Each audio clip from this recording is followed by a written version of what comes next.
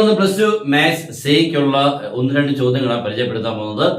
എക്സാമിന് കുറേ ചോദ്യങ്ങൾ നമുക്ക് ഉറപ്പായിട്ട് വരുന്നതുണ്ട്. അവനെ നമ്മൾ ആദ്യം ഒന്ന് പഠിച്ചു വെച്ചാൽ നമുക്ക് ഇതിനെ നിഷ്പ്രയാസം ജയിക്കാൻ പറ്റും. നമ്മളല്ലാതെ കുറെ പഠിച്ചുകൊണ്ട് പോയി എന്ന് പറഞ്ഞിട്ട് കാര്യമില്ല. പരീക്ഷയ്ക്ക് വരുന്നത് ഉറപ്പായിട്ടും തെരഞ്ഞു പിടിച്ച് പഠിച്ച് അത് നല്ലതായിട്ട് കൃത്യമായിട്ട് ഉറപ്പായിട്ട് ശരിയാവുന്നു എന്നുള്ളത് ആയെങ്കിൽ മാത്രമേ എക്സാമിന് എത്തുമ്പോൾ പറ്റത്തുള്ളൂ. 2, നമ്മളൊന്ന് 1 ടൈം പഠിച്ചത് കൊണ്ടൊന്നും എക്സാമിന് നിങ്ങൾക്ക് ചിലപ്പോൾ പറ്റിയെന്ന് വരത്തില്ല. 2 ടൈംസ് 3 ടൈംസ് തന്നെ ഒന്ന് എഴുതി നോക്കണം. കുറെ കാര്യങ്ങളുണ്ട് എക്സാം ഒന്ന് പാസ്സാവാൻ. അപ്പൊ അതെല്ലാം നിങ്ങൾ ഒന്ന് കവർ ചെയ്യാൻ പറ്റിയാൽ, അതിനുള്ളൊരു മനസ്സുണ്ടായാൽ ഇതിനെ നമുക്ക് എളുപ്പത്തിൽ പറ്റും.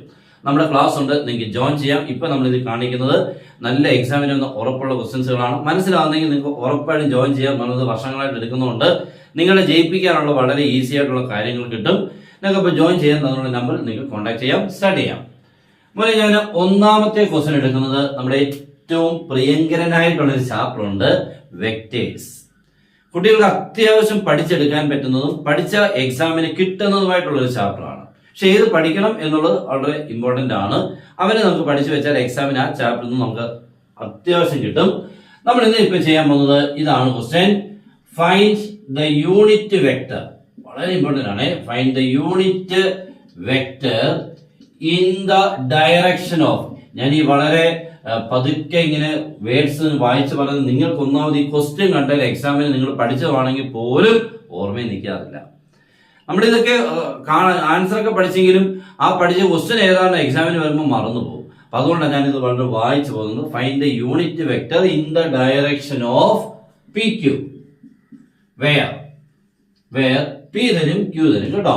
P 3 -1 2 and Q 5 2 7. വളരെ ഇമ്പോർട്ടന്റ് ആയിട്ടുള്ള ഒരു ടൈപ്പ് ക്വസ്റ്റ്യൻ ആണ്. നമുക്ക് 2 മാർക്കാണ് കേട്ടോ.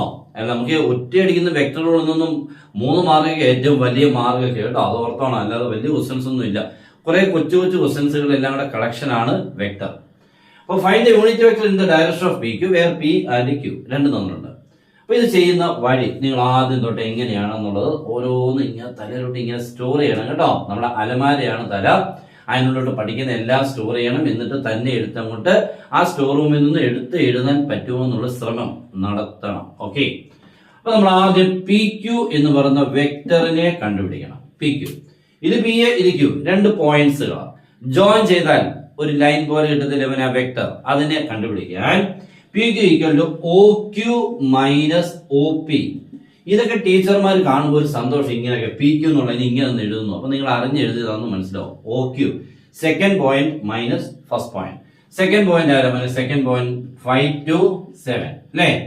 ക്യൂവിന്റെ ക്യൂ കണ്ട ഒ ക്യൂ ആ മൈനസ് ഒ പി. അപ്പൊ ക്യൂ എഴുതി 5 to 7 മൈനസ് 3 -1 2. ഞാൻ ഇങ്ങനെ സാധാരണ നമുക്കൊരു റെഗുലർ ആയിട്ടുള്ളവർക്ക് ഇങ്ങനെ എഴുതി കാണിക്കേണ്ട ആവശ്യമില്ല. അവർക്ക് ഇച്ചിരി എളുപ്പമാവും. പക്ഷെ നിങ്ങൾക്ക് ഇച്ചിരി ബുദ്ധിമുട്ടുള്ളതാണ് ഇങ്ങനെ എഴുതി കഴിഞ്ഞാൽ ചെയ്യുമ്പോൾ നോക്കിക്കോണേ, നിങ്ങൾ തന്നെ ചെയ്തു പോകും. നോക്കിക്കോണേ. അപ്പൊ നമ്മൾ ആദ്യം ഇത് ക്യൂ ആണ് കേട്ടോ. O Q minus O P. അപ്പോൾ ഇത് എഴുതി മൈനസ് ചെയ്ത് നിങ്ങൾ ഈ ഫസ്റ്റ് ഇങ്ങനെ മൈനസ് ചെയ്യണം മോനെ. ഫസ്റ്റ് അപ്പോൾ 5 - 3. അതിൻ്റെ കൂടെ ഐ കൊടുക്കണം. ഐ. അടുത്തത് സെക്കൻഡ് മൈനസ് ചെയ്യണം. സെക്കൻഡ് മൈനസ് ചെയ്യാന്ന് പറഞ്ഞ് 2 ആണല്ലോ. മൈനസ് ഈ -1. അതിൻ്റെ കൂടെ ആരെ കൊടുക്കണം? ജെ കൊടുക്കണം. മൂന്നാമത് 7 എന്നും ഇവിടുത്തെ മൂന്നാമത് 7 - 2. അതിൻ്റെ കൂടെ കെയും കൊടുക്കണം. വലിയ പാടുണ്ടായിരുന്നോ? നിങ്ങൾ പഠിക്കാൻ പറ്റത്തില്ലയോ? വളരെ സിമ്പിൾ അല്ലയോ? അപ്പോൾ പി ക്യൂ എന്ന് പറയുമ്പോൾ O Q minus O P, second minus first. അപ്പൊ ക്യൂവിന്റെ പോയിന്റ്സ് എഴുതുക, പിയുടെ പോയിന്റ്സ് എഴുതുക, കുറയ്ക്കുക. That is equal to 5 - 3, that is 2, 2i. അടുത്ത ശ്രദ്ധിക്കണം, 2 2 + 1 3. നിങ്ങളുടെ കാൽക്കുലേറ്റർ അങ്ങ് ടൈപ്പ് ചെയ്യണം. 2 മൈനസ്. അപ്പൊ അത് ഇങ്ങനെ പറഞ്ഞു തരാം. 2 + 1 3 എഴുതടാ എന്ന് പറഞ്ഞു തരും കേട്ടോ. That is 2 + 1 3 ജെ ആണ് കേട്ടോ. രണ്ടാമത്തേത് ജെ ആണ്. മൂന്നാമത്തേത് കെ. ആദ്യം നിങ്ങൾ ഇങ്ങനെ ഒരു വെക്ടറിനെ ഫോം ചെയ്യുക. പി ക്യൂ വെക്ടർ കിട്ടി. നമുക്ക് അതല്ലേ വേണ്ടത്. ആ പി ക്യൂവിന്റെ ഡയറക്ഷനിലുള്ള എന്തോ vector? Unit. Okay. What is mean by unit? 1 എന്നുള്ളത്. നമ്മളിപ്പോൾ 10 പപ്സിന് 50 രൂപ. 10 പപ്സിന് 50 രൂപ. അപ്പൊ ഒരു പപ്സിന് 50/10 അല്ലേ? അതേപോലെ തന്നെ ഇവിടെ നമുക്ക് കിട്ടിയേക്കുന്നത് ഇതിപ്പോ പി ക്യൂ എന്ന് പറഞ്ഞാൽ വലിയ നീളമുള്ള ഒരു വെക്ടർ കേട്ടോ, നീളമുള്ള വലിയൊരു വെക്ടറാ വലുത്. നമ്മൾ അതിന്റെ ഒരു യൂണിറ്റ് ഉള്ള വെക്ടറിനെ കണ്ടുപിടിക്കുന്നു, ഒറ്റ യൂണിറ്റ് വരുന്ന വെക്ടറിനെ കണ്ടുപിടിക്കുന്നതാണ് യൂണിറ്റ് വെക്ടർ, ഒരു യൂണിറ്റ്. അപ്പൊ നമ്മൾ എന്താ ചെയ്യുന്നത് അറിയാമോ, ഇതിന്റെ മോഡുലസിനെ കണ്ടുപിടിക്കണം, മോഡുലസ്. അപ്പൊ ഇത് അറിയാൻ വയ്യാത്തവരുണ്ട്, ചെയ്താൽ തെറ്റിപ്പോകുന്നവരുണ്ട്, പല രീതികളുള്ളതുണ്ട്. What is meant by modulus? ഒരു വെക്ടറിന്റെ നീളം റൂട്ട് ഓഫ്. ഈ ഫോർമുല അങ്ങോട്ട് എഴുതുമ്പോൾ ടീച്ചറിന് ഭയങ്കര സന്തോഷമാവും. അതുകൊണ്ട് നമ്മൾ ഈ ഫോർമുല എഴുതിയ ശേഷം ചെയ്യുമ്പോൾ തെറ്റിയാലും ഇവൻ ഇത്ര ഫോർമുല എഴുതിയല്ലോ, ഇവൻ എന്തെങ്കിലും കൊടുത്തേക്കാം എന്നുള്ളൊരു മനോഭാവം ഉണ്ട് കേട്ടോ. അപ്പോൾ ഫോർമുലാസുകളൊന്നും വിടരുത്. അപ്പൊ എന്തായിരുന്നു ഫോർമുല? മോഡുലസിന്റെ root of x square plus y square plus z square. Okay, ഇനി എന്തൊക്കെയാണ് x square plus y square plus z square നോക്കിയാണ് ദാറ്റ് ഈസ് റൂട്ട് ഓഫ്. മനെ എക്സ് എന്ന് പറഞ്ഞാൽ ഈ ഐയുടെ കൂടെയുള്ള നമ്പർ, വൈ എന്ന് പറഞ്ഞാൽ ജെയുടെ കൂടെയുള്ള നമ്പർ, ഇസഡ് എന്ന് പറഞ്ഞാൽ കെയുടെ കൂടെയുള്ള നമ്പർ. ഓക്കെ, അതാണ് that is 2 square plus 3 square plus 5 square. ഈ റൗണ്ടുകളുടെ ഐയുടെ ജെയുടെ കെ, ഐയുടെ ജെയുടെ കെ എന്ന് എടുക്കരുത്, ഐയുടെ കൂടെ ജെയുടെ കൂടെ കെയുടെ കൂടെ അതിനുള്ള സ്ക്വയേഴ്സുകൾ. Okay, that is equal to root of what is 2 square 4, 3 square 9, 5 square 25 ആണല്ലോ. ഇതെല്ലാം കൂടെ ചെയ്യുമ്പോൾ ആൻസർ റൂട്ട് ഓഫ് 30. ഇതെല്ലാം നിങ്ങൾക്ക് കാൽക്കുലേറ്റ് ചെയ്യാം കേട്ടോ. ഇനി ഇവിടെ ചിലപ്പോഴേ വെറും ജെ ഉള്ളൂ, 3J എന്നില്ല, വെറും ജെ എന്നേ ഉള്ളൂ, 3 ഇല്ല. അങ്ങനെയാണെങ്കിൽ ഇവിടെ നിങ്ങൾ 1 എന്നാണ് എടുക്കണം കേട്ടോ. 3J ആണെങ്കിൽ 3 എടുക്കണം, വെറും ജെ ആണെങ്കിൽ 1 എടുക്കണം, മൈനസ് ജെ ആണെങ്കിൽ -1 എടുക്കണം. ഓക്കെ, അപ്പോഴും ഇങ്ങനെ പ്ലസ് ഇട്ടാൽ കണക്ട് ചെയ്യാവുള്ളൂ കേട്ടോ. ഇവിടെ എപ്പോഴും പ്ലസ് ഇട്ടേ കണക്ട് ചെയ്യാവുള്ളൂ കേട്ടോ. ഓക്കെ, അപ്പൊ റൂട്ട് 38. അപ്പൊ നമുക്ക് ഇത്രയും കിട്ടിയല്ലോ. ഇനിയിപ്പോ എളുപ്പമോനെ നമുക്ക് വേണ്ട എന്താണ്? യൂണിറ്റ് വെക്ടർ അല്ലേ? യൂണിറ്റ് വെക്ടർ വേണമെങ്കിൽ formula vector p q by modulus vector p q. ഓ എന്ത് രസം, താഴെ മണ്ടിക്ക് ഒരാൾ എഴുതുക, താഴെ ഒരു വരയും കൂടി ടെക്സ്റ്റ്, അത്രേ ഉള്ളൂ. P q by modulus p q, ഇതാണ് കേട്ടോ. P q by modulus p q. P q ആരായിരുന്നത്? ഇതാണ് നമ്മുടെ പി ക്യൂ കേട്ടോ. That is 2i plus 3j plus 5k by modulus root 38. അത്രേ ഉള്ളൂ, പരിപാടി കഴിഞ്ഞു മോനെ, ഇത്രേ ഉള്ളൂ.